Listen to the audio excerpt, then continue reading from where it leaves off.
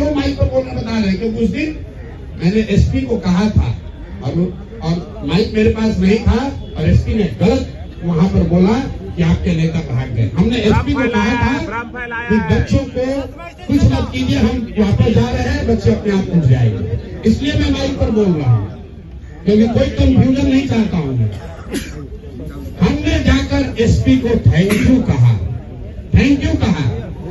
कि आप संयम से आप रहे, संयम से हम रहे, किसी बच्चे को लाठी नहीं पड़ी। अब हम लोग जा रहे हैं, 5 बच्चे डेलीगेशन लेकर जाएंगे मुख्य सचिव से मिलने। हम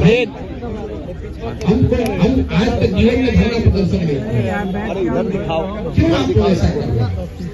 लेकिन आप अगर बच्चों को मारिएगा तो आप मेरे इधर माइक थोड़ा पीछे करो, फ्रेम में माइक आ रहा है। मारिएगा, अगर आप लोगों ने मारा तो थोड़ा डाउन कर लो। मेरे शरीर पर चल के ही आपको मारना पड़ेगा, मारना नहीं।